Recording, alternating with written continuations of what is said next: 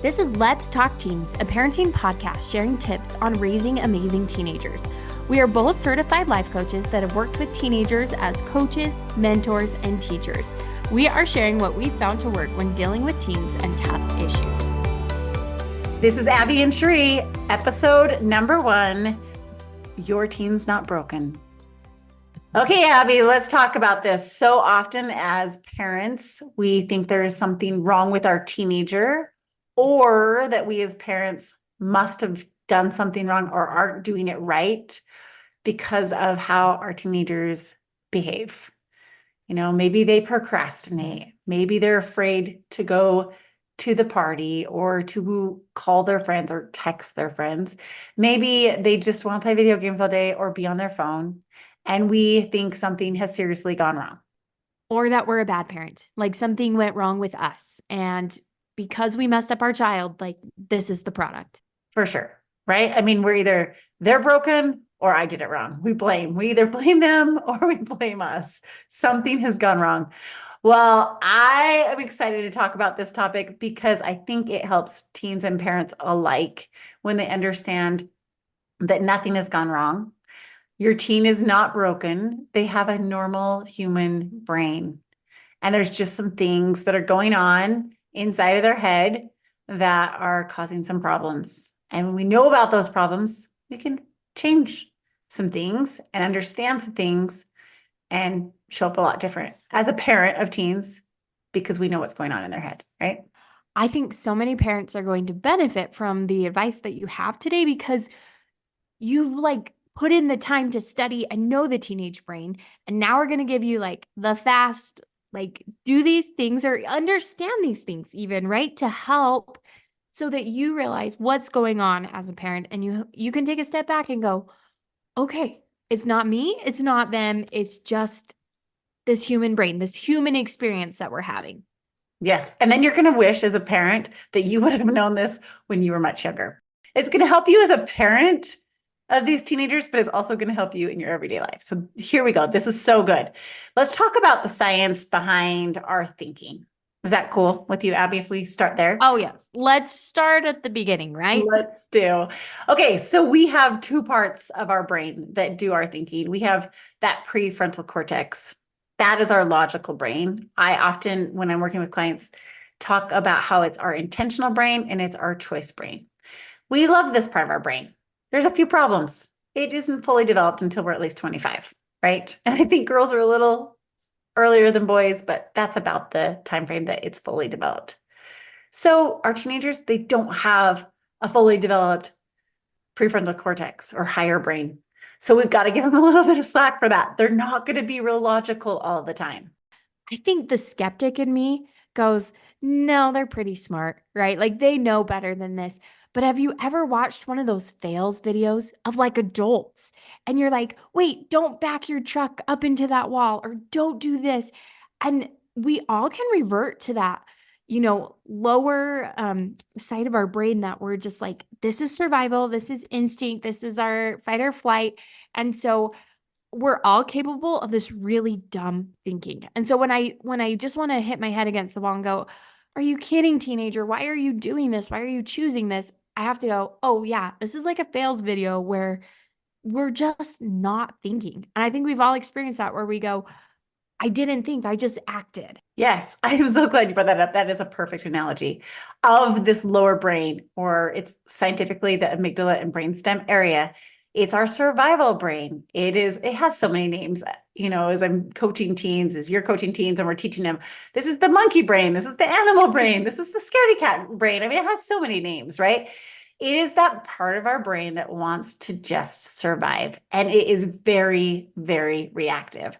And because we have this negative bias brain, it all comes from that area, our brain goes to that very quickly. In fact, neuroscientists have found that 80% of our thoughts default to that survival brain. 80%. Wow. That's a high percentage, right? So when we think our teens are broken, no, they have a lower brain. They have a survival brain, and 80% of their thoughts automatically default. That's why life coaching for teens is so important. Just a little plug for that, because we help them lessen that 80% a lot by teaching them how to be intentional in their thinking. It's so good. But 80% of our thoughts default to the negative. And as we're in that lower brain, that animal brain, scaredy cat brain, and we're really reactive, we're afraid of some things. Well, this part of our brain, I like to call it the motivational triad. It is concerned about three things in particular. One is avoiding pain. Now, this is fantastic when it comes to physical pain. It helps us stay safe. Your teenager is most likely not going to walk in the middle of the freeway because they know that can be very painful, right? That is the part of our logical or our lower brain, our survival brain, that we want it to manage is physical pain. The problem is this lower brain cannot differentiate between physical pain and emotional pain. And so it fears them both. Your teen has this fear of feeling embarrassed. They're going to avoid, just like they would avoid walking down the middle of the freeway, they're going to avoid anything that could possibly create that emotion of embarrassment. I feel like embarrassment is that scary monster in our closet that even as adults, we will do almost anything to avoid that. And when I really boil down things like, okay, why don't I want to go? Or why am I feeling this way? Or why am I even angry? It typically boils down to that deep rooted, I don't want to be embarrassed, or I want people to think nice things about me. And I don't think we give ourselves like enough human being credit to go, yeah, don't we all? Like we all don't want to be embarrassed. And for a teenager, that's like off the charts because your social status, where you feel like you fit in, how you are surviving with your friends is everything. For sure, because that then plays into some other emotions like rejection. Oh, that feels the worst, right? If feel embarrassed and I do something dumb or wrong, then I'm also going to, be rejected, and then I'm going to feel that rejection. They also don't want to experience that emotion of failure or stress or worry or loneliness, to name a few. There's so many emotions that our brain, this lower survival brain, says, oh, that could kill you. And it's so reactive. And remember, it's not logical. So even though we know embarrassment is never going to kill us, we know that loneliness is not going to, that feeling of loneliness is also not going to, but our brain doesn't understand that. That lower brain does not understand it like that. It stops our teenagers from doing a lot of things, that fear of some type of emotion, that avoiding pain.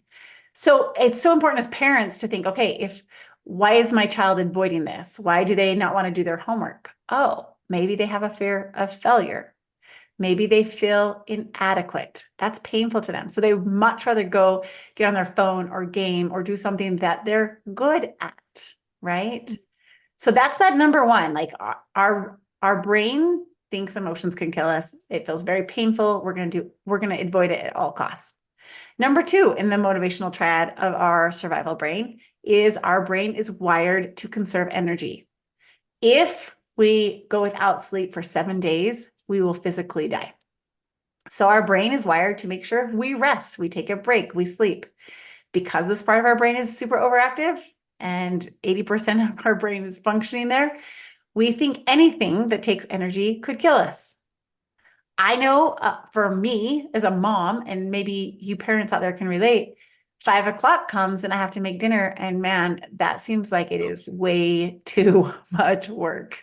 Like the heaviness that falls on your shoulder, you're like, I would rather like die than make dinner right now. Like I feel that. Yeah, it's so much work, right? Oh, it's just easier to go get something. Let's go out or cereal on the table or order pizza because our brain is saying, figuring out what to make, and making it just takes too much energy.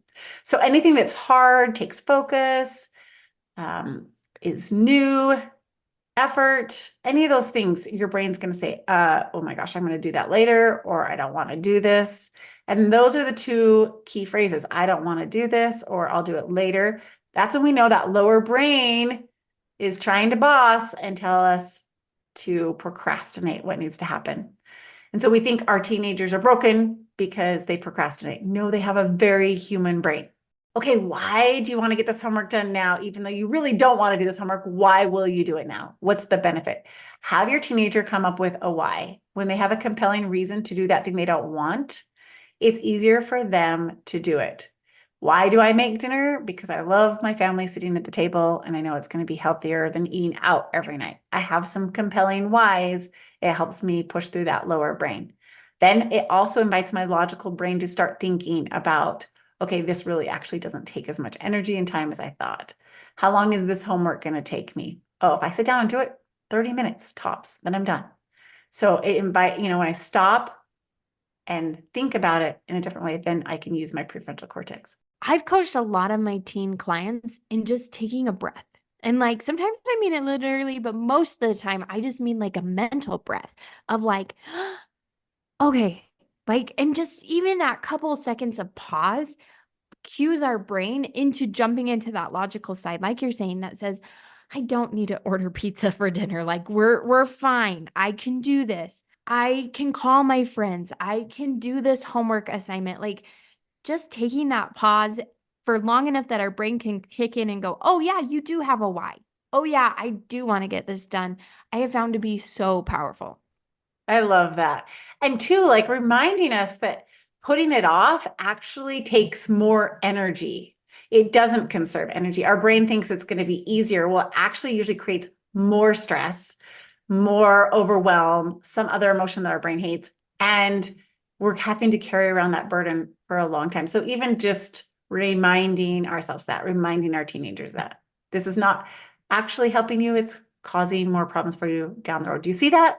Do you see that, like, if you wait till tomorrow to do your homework, it's still going to be there tomorrow. If you just get it done, you have more free time. Sometimes just helping them see that is so good.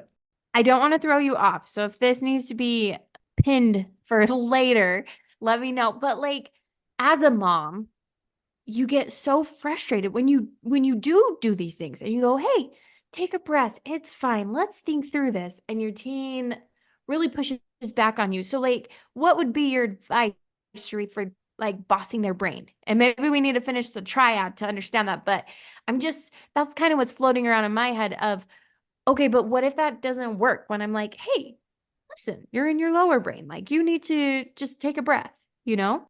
Because a lot of times, let's be honest, the teens aren't receptive to what we have to say. They No, aren't. no. That's why you just hire them a life coach. Let someone else tell them. They'll listen, Yeah. right? That's why every single one of my teens and young adults have had a life coach because I know this stuff and they don't want to hear it from me. But I think sometimes it's just giving them confidence. Hey, I know this is weighing on you and you're going to figure it out. I know you don't want to do that homework. And I have so much confidence in you that you'll make it happen. It's giving it back to them. It's showing that you have confidence in them. It's not lecturing them. It's not telling them where they're doing it wrong. It's understanding, it's validating. Gosh, it is hard. Like this homework is so hard. And I know you got it. I'm here if you need anything. I love that. I love that you're a cheerleader, right? Because I feel like one of the most overlooked roles of a parent is that cheerleader that says, I love you so much. And then the part that's hard to pair with a teenager because they're finally grown up enough. And you go, and I'm letting you like own this. Like if you don't do your homework, that's really not my job, but I want you to know there's consequences if you don't, right? And so pairing that can be really hard, but I love that. I'm going to cheer you on. I'm going to remind you, hey, don't let that lower brain mess up your life. And also, like, you got this, and it's not my job to be in charge of you on doing this. But I'm here if you need anything. I'm here to Mhm. help you. Sometimes just like, do you want me just to, I remember with my youngest who's 20 now, but he just struggled. He just needed someone to even come sit in the same room with him and he could do the homework. He hated that thoughts of just having to be on the computer and no one was around. He was missing out on something. So sometimes I would just bring my book over and I would sit by him and he could focus more because I was just sitting by him.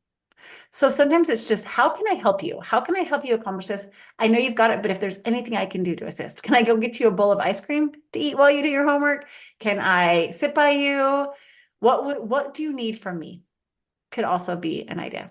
Yeah, I can love you through it. I can love Yeah. you through this hard thing that's on you. It's on you, right? We're trying to help you adult and boss this brain. So, but I can help. Yeah. And I think it's just so good to also let them know they're normal and be really cautious as parents not to label them with, you are such a procrastinator. Just saying, oh, this is so hard and it's the last thing you want to do. I totally get that. I get that so much. And it's okay. That's so normal. Of course, you don't want to do this. Like, I don't want to do this either. And sometimes we don't have to want to, we just do it anyway. Cheree, we're going to have a whole episode on this, I know, but I am such a big believer in that the only thing you get to label your kids is like wonderful, phenomenal, like Yes. everything that you aspire for them is what you should label them, and never, oh, they're so lazy, or this one's not creative. Or I just, as a teacher, I would see that and I was shocked how many times a parent would come in to me and go, I totally know they're a problem child. And I'd go, wait, what? Who are we talking about? The same student? Because they are not. But it was interesting that at home, that's kind of the label and like perception that their parents had of them. And I just think that can be really dangerous. So whole little side rant right there, but we'll touch on that some more too. Okay, so let's jump back into that motivational triad. We have our third corner, and that is our brain is wired to seek pleasure. Such purpose again, right? I mean, just like the other, it's wanting to keep us alive. So is this pleasure desire. If we didn't want to, if like eating food wasn't pleasurable, we would never eat. We would die. Getting married, having children, all the process in that is it gives us pleasure. It creates life. It keeps us alive. And so that survival brain really is there for us to stay alive and to populate and to be here on this planet, which is so needed, right? But here's the problem with all of them, just like the other two with the pleasure, is our brain seeks that dopamine and wants to feel good. We live in this crazy world where we're exposed to high amounts of dopamine, high amounts of like feel goods, right? Like high amounts of everything's overly saturated with sugars and fats and entertainment and excitement. And so our brain has gotten used to a high amount it thinks it needs to get that pleasure, and then it wants more. So when things are hard emotionally, when things are hard because they take a lot of energy, it's going to be very normal for your teenager to go to something that feels good and gives them dopamine. Food, entertainment, friends, anything that feels good, anything that, and sometimes, unfortunately, those things also can be like pornography and vaping and drugs and other things that can be a problem, right? But the brain is looking for relief from these other pain points, and that's what it's going to go to. So we understand that's what is driving your teen a lot of times. They need to learn how to boss their brain. They need to learn how to use this prefrontal cortex a little bit more and the lower brain a little bit less. What do you have to add to that, Abby? I was just thinking about how we all need that mental break. And I know that when I have tried to say, hey, listen, Abby, you're on social media too much, like chill out, it's amazing how I crave my phone and just that fact that we need a break. And so I've had so many teens that I've worked with that said, my parents, they are always on me for being on my phone. But like, what else am I supposed to do? Right. And then we brainstorm ideas on like, okay, well, how can I take that mental break that doesn't have to be scrolling on Instagram, or that doesn't have to be a bowl of ice cream, or whatever, we deem as like a bad habit. And so recognizing that as a human being, our brain, right, says, oh, work overload. I got to rest, right? I got to make sure I stay alive, right? Which sounds dramatic, but that's the way our brain works. Of finding ways that you can help your teen relax that you approve of as a parent, and just name that and say, oh, they are taking a mental break and I'm totally okay with this way. Yes, I'm going to step in if it's like hour number 8 on their phone and they're just like mindlessly scrolling. Like, then I need to step in and be like, hey, let's go for a family walk. Hey, let's go color. Like, I don't know, just go throw something out there at your teen, but just know that we all are looking for a way to take a break, especially a mental one. So let's give our teen healthy options if we're going to be like Hey, no more phone. Hey, no more this, especially like destructive habits, right? Let's be sure that we can fill those in with some really positive ones. Sometimes I've had my teens like write a list, the teens I coach, write a list of things that they like to do in their free time or when they need that mental break. Okay, here's my list because, right, it takes a lot of energy to think about what to do. There's that lower brain again. But if they already have this list written out, they can go to their list and be like, okay, I need to take a mental break. Oh, I really like to cook. I'm going to make something. Or I really like hanging out with my friends. Or I really like going to the gym or something that they really enjoy doing. I really like reading. I like taking a nap. It's giving them some ideas that they've created on their own, they've come up with, not that their parent has told them to do, that they can do when their brain really does need that mental break. And it gives them the dopamine or the feel good that they need to then be able to hit the homework hard again or to be put in a social situation that is going to create a lot of emotion that's hard, but they want to break through the barrier. So I love that. To recap, Cheree, right? Okay, we know some of the science now behind why our team does some of the crazy things that they do. Why are they so ornery? Why are they so tired? Why do they not want to do this, right? We know some of that science. Some of the biggest tips then, if we're just recapping on like how you would help a parent help their teen boss their brain, what would you give us? Okay, allow them to feel their emotions, acknowledge them, and name them. Oh, are you feeling overwhelmed? Are you nervous? Are you like this could be embarrassing? Like, talk about emotions, help them know that's normal and nothing has gone wrong and that they are going to get through their emotions. I think it's super important. And we're for sure going to have an episode about emotions because I have a lot to say about that. And I'm sure you do too. But really allowing emotions and letting, like, helping your teen realize nothing has gone wrong. And you also remembering that nothing has gone wrong with those emotions. I think with the conserving energy, helping them find a why, also recognizing, gosh, right now they might need a break and giving and allowing that break, helping them, sit with them, ask them what they need. That is such a good thing as a parent. And then I would just say with the seeking pleasure, helping them be intentional about their pleasure hits so that they're helpful and they know where to go to get a break in a way that's going to be helpful for them. I think those are some things. Would you add anything to that? No, I just want to say amen to giving them permission to be a normal teenager. And also, like, as a parent, we should be that sounding board for our children. And so, for them to come to you, and hopefully, we have that relationship, right, where they can be a little bit vulnerable and be like, "Ugh, I just want to be liked so much, or I just feel like my friends don't like me, or this or that," that we can say, "Hey, that is so normal. And let me tell you a time I felt that way too." Right. And Mm. sharing those stories, I just find that if even when people say to me, like, hey, it's normal to want to cry with like 4-year-olds and toddlers running around you all day. Oh my gosh, I feel like I can take a breath. I'm not going to die. I'm not alone. So let's extend that branch to our teenagers of just saying, hey, you are totally fine. This is normal to feel this way. And it's okay. It kind of sucks, honestly, to feel this way, but it's totally normal. Yes, so good. I thought of one more thing that I think it's really important for parents to understand about their teens. And this comes to, again, about the lower brain, that survival brain, that sometimes I think as parents, we don't fully understand.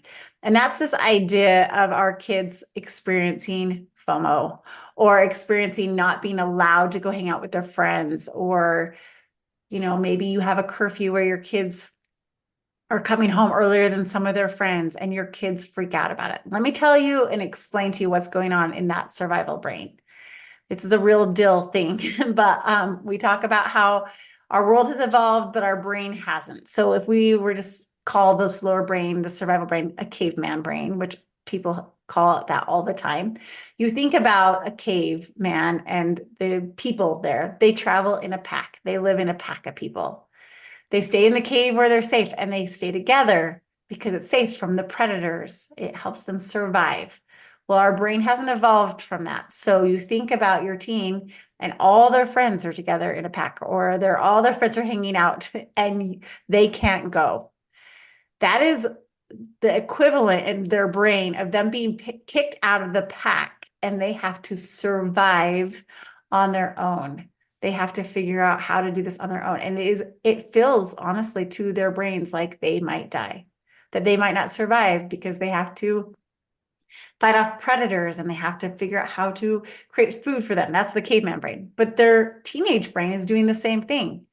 What if I miss out on all this fun? Then I'm going to get kicked out of the pack. I'm not going to belong, and I'm going to have to navigate this world by myself with no friends.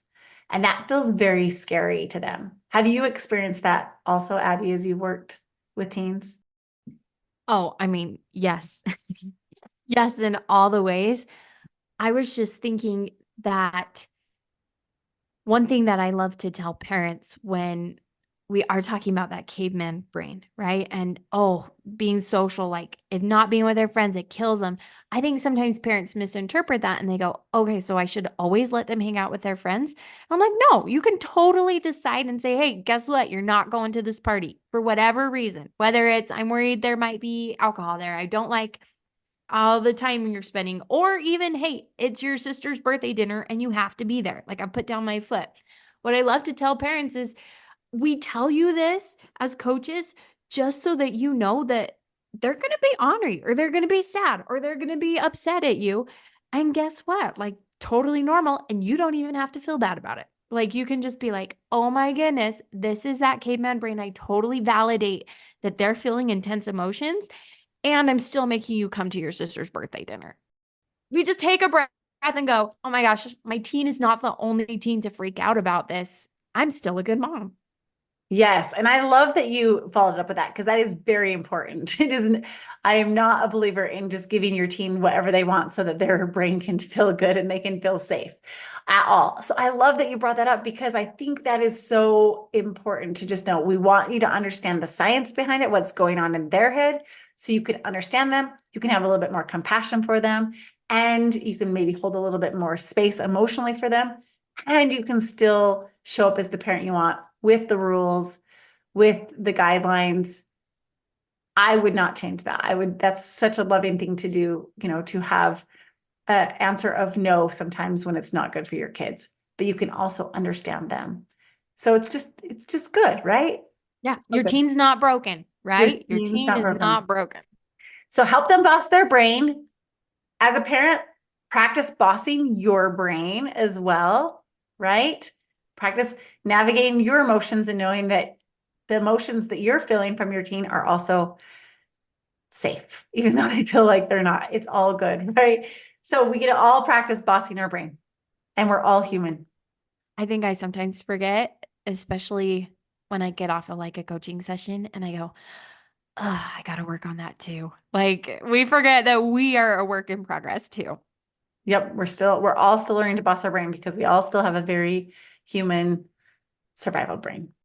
Oh, Cheree, you're so smart. I'm always so grateful for your like wisdom on this and all the different parts of the brain that you know so well. Right back at you. Okay, well, thanks for joining us. Thank you for listening to Let's Talk Teens, a parenting podcast to help you raise amazing teens. If you're looking for more help and tips on your teenager, visit Cheree on Instagram at Cheree Murdock Coaching, or you can find her on her website, ChereeMurdock.com. You can find Abbi on Instagram as Abbi Winslow or on her website, AbbiWinslow.com. Please subscribe and rate our podcast and share with a fellow parent that you think would love this episode.